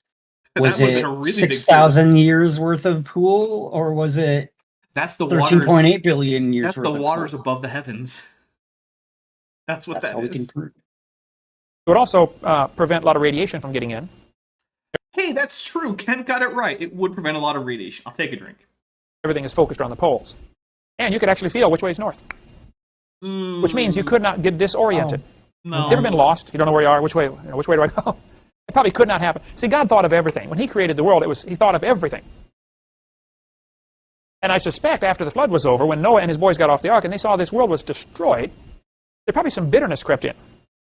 Like, man, now this is awful. Robert Edson says, also meteors aren't electromagnetic. I mean, some meteors are primarily composed of iron, which would be ferromagnetic. So I would imagine that a sufficiently strong magnetic field, probably have to be a lot stronger than just 20 times Earth's magnetic field, could actually measurably deflect an iron meteorite, or meteor in this case, and that would become a meteorite. Like, but I don't have the math to know how much.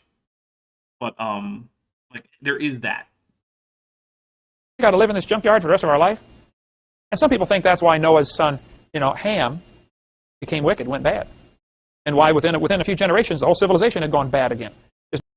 Reminder: what Ham did to get cursed was notice that his dad was passed out, drunk, naked in a tent, and basically point that out. And But that cover was- him up? No, Or am I misremembering? no, he did not cover him up. But that was the misdeed of Ham. That's Ham being wicked. Not the guy passed out naked in his tent because the first thing he did after getting off the ark was make sure he made some wine. Now, here's the thing. We're playing a drinking game, right? I am not against people having some wine or whatever. But, like, let's be honest. Between the guy passed out naked in his tent and the guy who notices that, I feel like Ham was probably the one that was less in the wrong here. But, hey, whatever. Bitterness against God taken away their beautiful world. And sometimes God takes away things from us. Look at Job. God took away everything. Job said, God, you slay me, I'm still going to serve you. And it's hard to get that attitude, but that's what you got to have, you know. God, you're taking this away from me. Oh, well, I'm going to serve you anyway. When we lost our first 3 kids, it was like, God, why? Hey, he's God. Doesn't matter. You don't ever need to find out why. You don't ever have to find out. You just keep loving him and keep serving him, okay? He can handle things. Okay, some people have argued they did not learn how to make brass and iron and things like this until just really modern times. You got to understand, God made Adam in his image.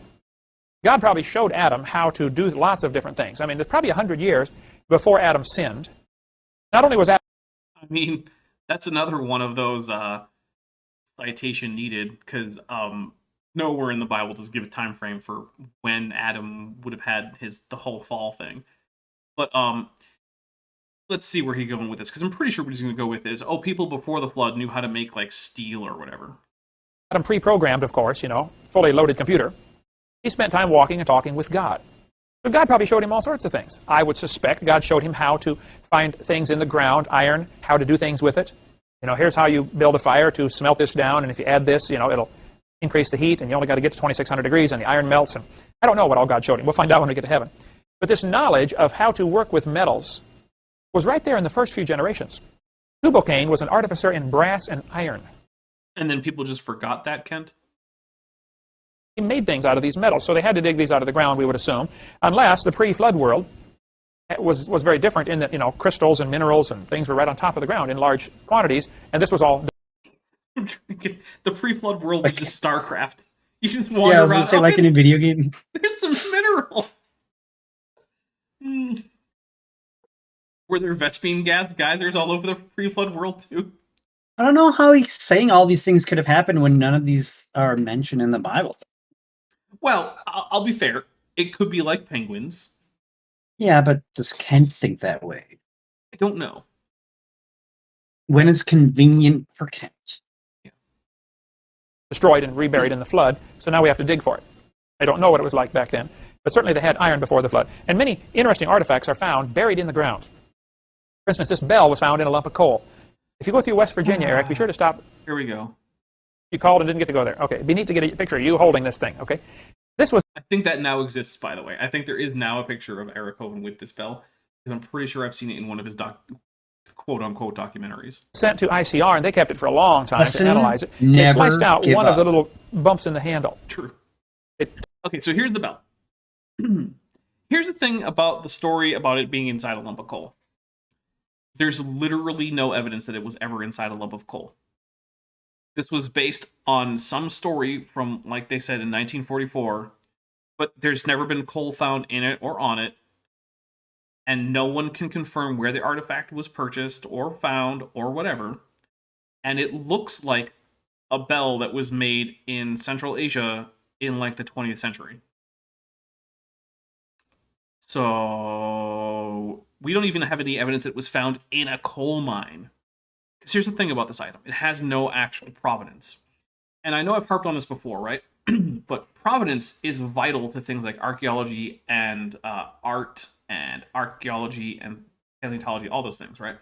You have to know exactly where an item came from, and it has to maintain a chain of custody. Or you can't really say exactly what it is and where it came from.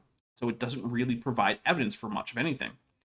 So the thing with all of these quote-unquote out-of-place artifacts is one of two things is happening. Either the provenance does not actually display it being ancient, and it's most likely just a modern object that has like calcium concretions or something like that, like Carl Baugh's spark plug. Yeah, it's like from a 1920s car, and it's just a calcium concretion around a spark plug. It's not impressive. Or they just don't have provenance at all, like the Ica stones that show dinosaurs and aliens, or this bell. Some guy says he found it somewhere. No actual evidence that that's what happened. And yeah, that makes it useless. This bell was probably just something made somewhere around like Nepal or India in like 1920s or something. Someone bought it, brought it to the United States, and somehow it found its way into some guy's possession, and he decided to make up a story about finding it inside a lump of coal because he thought that would make him famous. And to be fair, it kind of did. Yeah, that's all this coal is. It's a 20th century bell from Central Asia. They figured they could sacrifice one bump, put it back together, and use that bump to, you got to grind it up to analyze it. So that's how they took a sample out. It actually was, if I understand, when it was originally found, the handle had one extra bump in it. But they cut out a piece and had it analyzed, and to find out what it is, you can call Newt Anderson, 304-842-5556, and talk to him about it. Ken Hovind just dropped his docs at the drop of a hat. It's ridiculous. He doesn't care. He still does it, too. The guy who found it, he was about 10 years old when he found this thing in West Virginia. It was breaking open a lump of coal to put in the fire or something, and there was this bell inside. He showed it to his dad or somebody, and you could see where the impression of the bell was in both pieces of coal. The coal had formed around it. And they didn't save the coal.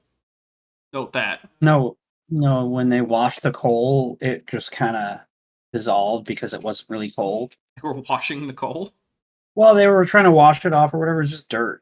I figured they would just toss it in the fire, according to this story. They would, there was no carbon in the coal, though. No, I know that's a callback, but it wasn't accurate. CRISPRCast9 says, I found a similar looking bell inside the alien I was autopsying. Dude, trust me. You got it, man.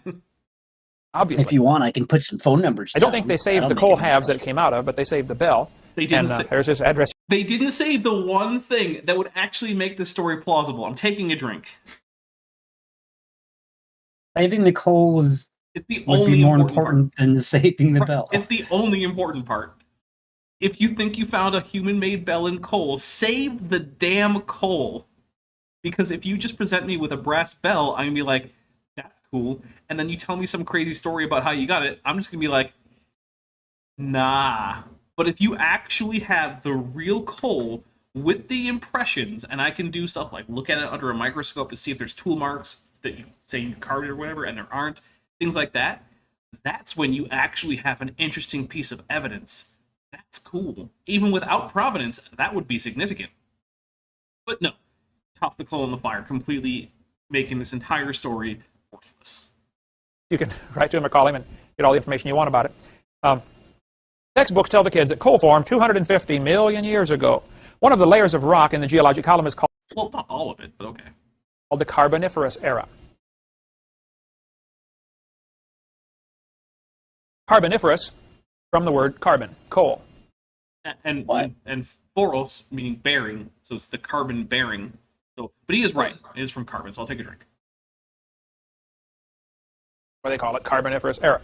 There's no such thing as a Carboniferous era. What happened was during the flood, billions of trees would be buried. Okay. For one thing, there's an awful lot of coal in the ground right now. There's enough coal, so much coal, that you couldn't make it with all the trees we have in the world. That's true. Take a drink. It also means, hey, how did all of it form during one flood if you couldn't fit that many trees on Earth? Let's hear Kent's explanation.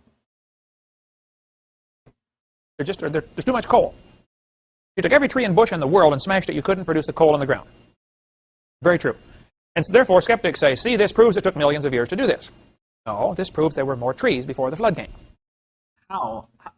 How did you fit that many trees? It's like this. Look, this happens a lot in geology and paleontology, right? There are too many organisms in the rock record to fit on Earth, period, right? So, like, look at the White Cliffs of Dover in England. Those cliffs are made of chalk. Chalk is itself basically solid fossil diatoms, right? These are little tiny algae that have a silicate shell. If that many were alive at one time, the ocean would be a thick sludge of diatoms, and most of them couldn't possibly do things like photosynthesize because they would be blocked by other diatoms, right? Like, you cannot fit this many organisms on the planet at the same time. And plus, apparently also, the entire world is just covered in a thick layer of trees? Because that's what would have to happen.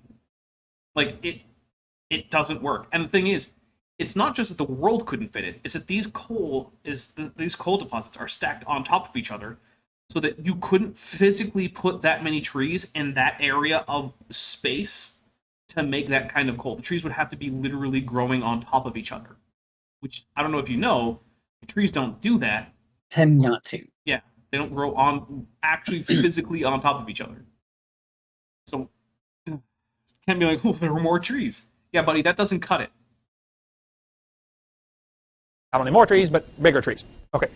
So this flood buried all sorts of things. We find the bell found in coal. In 1891 in Morrisonville, Illinois, Mrs. Culp found a lump of coal, broke it open, and it was a gold chain attached to both halves. About 10 inches long, a little gold chain. The last I heard, Bob Jones University has the chain and the coal. Have they let anyone examine it? Because I'm going to press X to doubt.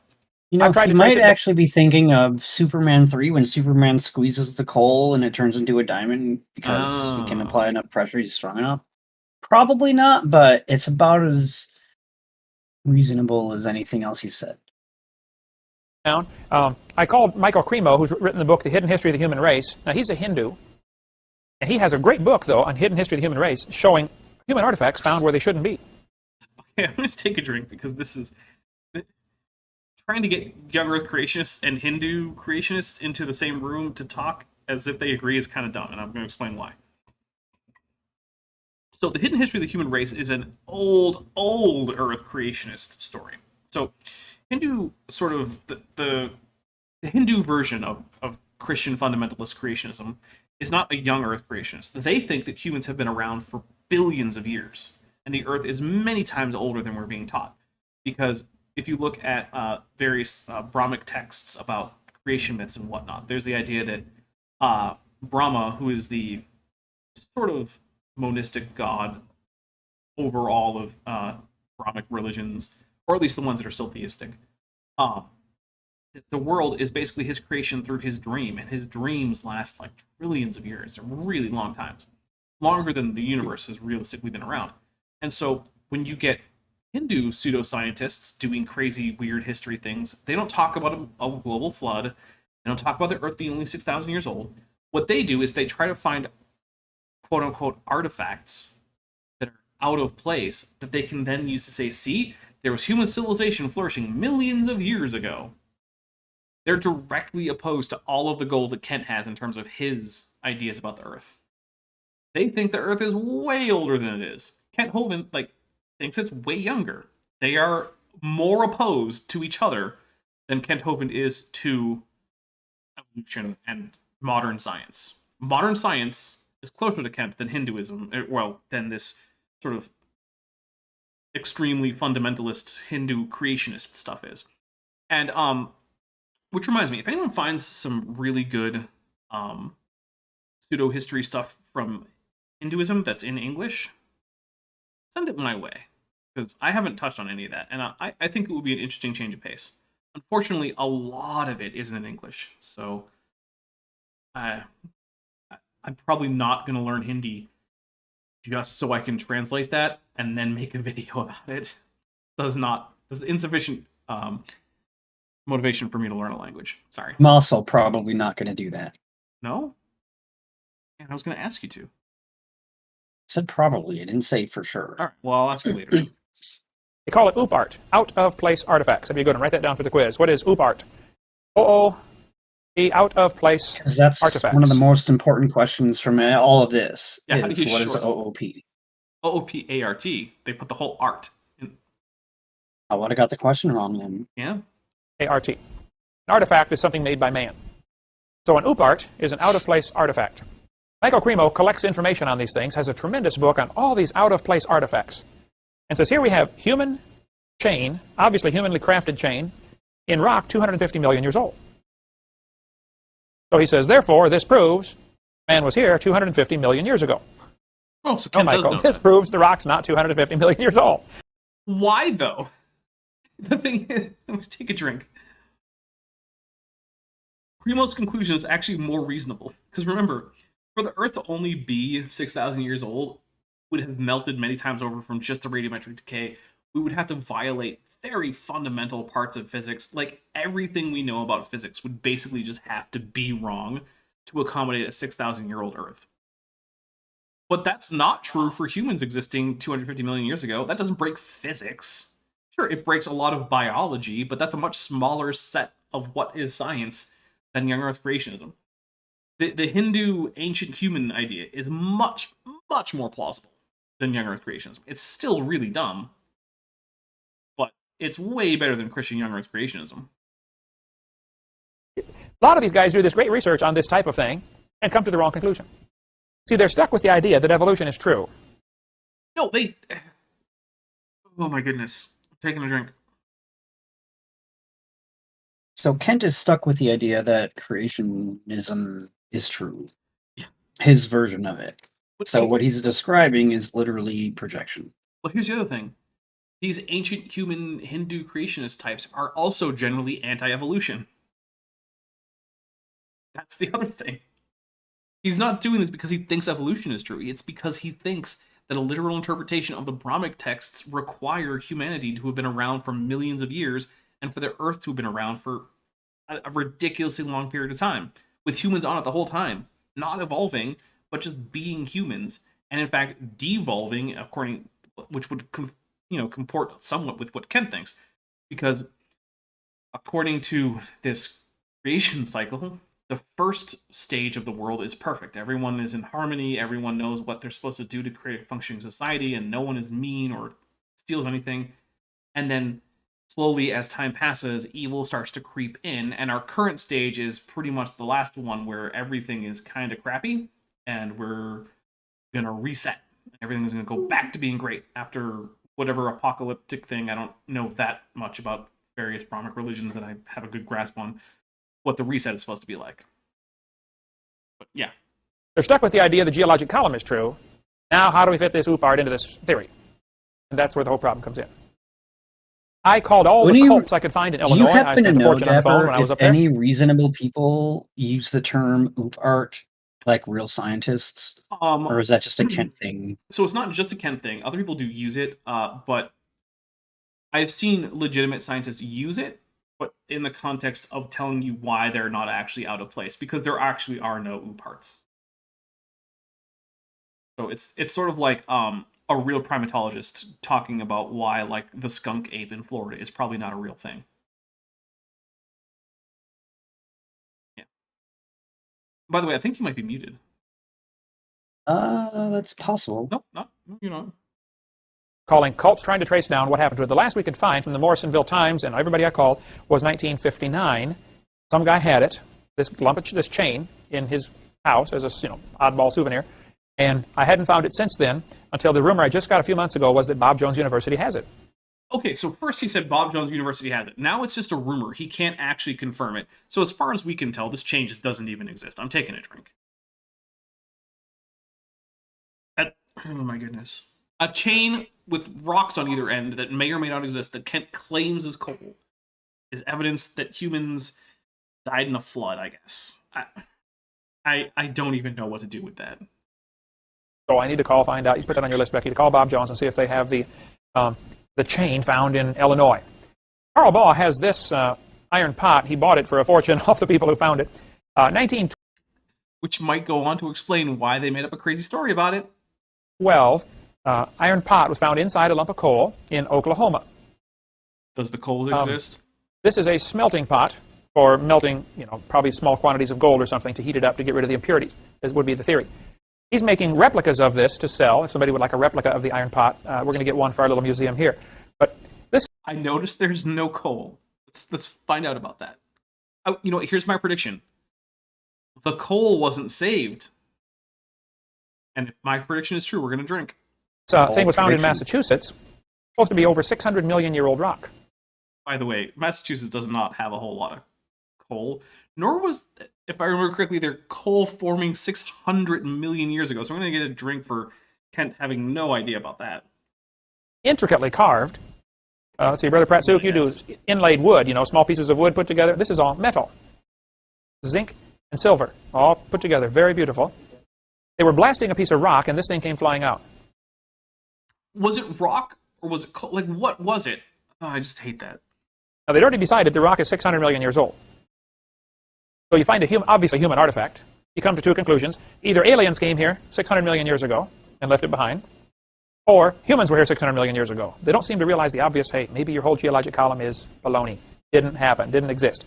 I'll be tomorrow in Idaho, in Nampa, Idaho. I'm preaching. And yeah, no mention of the coal being saved, so I'm going to take a drink. Also, by the way, I just got a weather alert. Apparently, there are severe storms headed in. So I might close this up after the next bit with Kent, just so I don't have to worry about like my internet dropping during a storm and scrambling and whatnot. And we're almost at the point where we would probably stop anyway. One of the suburbs. There's a suburb of Boise. Back in 1889, they were drilling a well. When I was up there, a year ago, I guess, in Boise, I went to the museum where this little doll is, and I read the whole story. They're drilling. When they drill down, I don't know, Eric, if you remember when they drilled our well here for water, as they drill, they're pushing water down, and the sand piles up around the outside. They call that the tailings. As the sand comes up, they run it off into a little box to collect it, to let the water settle out so they can reuse the water to pump it through as they're drilling to keep the drill bit lubricated. Well, they were drilling in rock 320 feet down. They said this rock is 12 million years old, and this two broken pieces of a little doll came out. So, of course, Michael Cremo's solution is, well, this proves man was here 320 million years ago. Oh, this I thought it was 12 million years old. Whatever. proves the whole geologic column doesn't exist. All of that was done in that one big flood. An obvious human artifact found in 320 million year old rock, they say. No, it's just... Is that even a doll? I don't know. But again, where's the provenance? There just isn't it. From the flood, this was formed. A couple more thoughts and we'll take a break. No, we're gonna take a break first for Kent with his couple more thoughts gonna come after. I will say we've probably gotten through more of this video than we ever had before because Kent just barely made any points for the first 20-ish minutes. Just rambling nonsense, which I'm sure was relatively boring compared to most of these. So my apologies on that. So let's see. So Thursday should be the next Canadian Young Earth Creationism. I'm looking at the calendar here. Next Tuesday will probably not be Kent with Bent. I think it will be a Leaving Young Earth Creationism with Jordan from Reasons to Doubt. I'm not sure. But he'll be on for that, which might mean we do a Kent with Bent on the 21st. I'm not sure. I'll have to confer with Kent, or with Bent, not Kent. Kent doesn't get a say. Because if that happens, that means that we would do like one on the 28th and then one on the 31st. I don't know how down Bent is for that, but or if he's not down for one on the 31st, maybe I could try to get like a Matt with Maddie set up or something like that. So we'll see. That's as far out as I'm gonna predict things. We're coming close to the end of Canadian Young Earth Creationism, so look forward to that. Of course, you can already see all of those videos if you're in the channel member or patron Discord server, where they are linked as they come out, or as I make them, basically. So if you do want early access, it does start at just $1 a month on the Patreon or $1.99 here on YouTube. So feel free, or not. Please hit like if you haven't already. I see that we have more less likes than a cup of coffee. It's true. I do see that we have about as many likes as we have viewers right now, so thank you very much. But with that, Bent, do you have anything that you want to plug? Oh, wait, we both need to plug. We will be playing D&D on Monday on YouTube on Cheshire Vic's channel. The game is Guns, Magic, and Steel. I play Voldrin Glorid, a dwarf artificer. Bent, you play Milo Tealeaf, Milo Y. Tealeaf. Milo Y. Tealeaf. A halfling druid. Right. We also have Erica Gutsa-Gibbon playing a imp rogue, I want to say arcane trickster. We also have Cheshire Vic playing Calypso, the Tabaxi rogue, who is a... her subclass is one of the ones that I'm not super familiar with because it came from like an Unearthed Arcana or something. But we also have Luke, Erica's fiance, playing Pogo, a Goliath fighter. And we have TD Lane playing Kakamakis, a Kobold barbarian. And, of course, last but certainly not least, we have Maddie as the GM. That's Maddie from Science Side Up. So there's a lot of people who, if you're subscribed to me, you're probably also familiar with, who are in that game. And so it's a lot of fun. We are fighting our way through a magical house where every time you step through a door, you are transported to a random room. And our party is currently split. I'm hoping that maybe that can change, because last fight was kind of rough. I almost died. Yeah, I'm gonna rewatch the Cube movies and see if I can learn from those how to figure out how to get us all back together. Those are Okay. good movies. I like them all of them. All of them.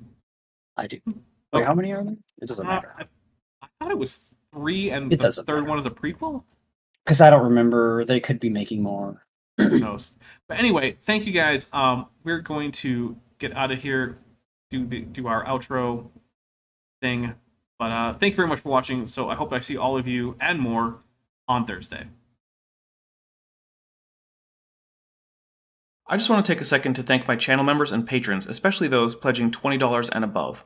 Bob Knob, Bent Hovind, Ian Chen, Sphincter of Doom, The Venerable Bede, Patrick Dennis, and Res Instance. My channel members and patrons help make this channel possible, and without their support, this channel really wouldn't exist. If you would like to help support the channel as a member or patron, there are links in the description to both join the channel as well as join the Patreon. Patrons and members get mentioned in these credit scenes, as well as getting early access to my scripted videos, and if you pledge $10 or above, you can also get access to various 3D assets that I create for Blender, both for use in the channel, as well as just general giveaways to my supporters to help in any Blender projects they might have. If a monthly or annual pledge isn't for you, then there is also a merch store linked to the description. And if none of that's right for you, please just like and subscribe, because every like and subscription really helps the video out. Thank you.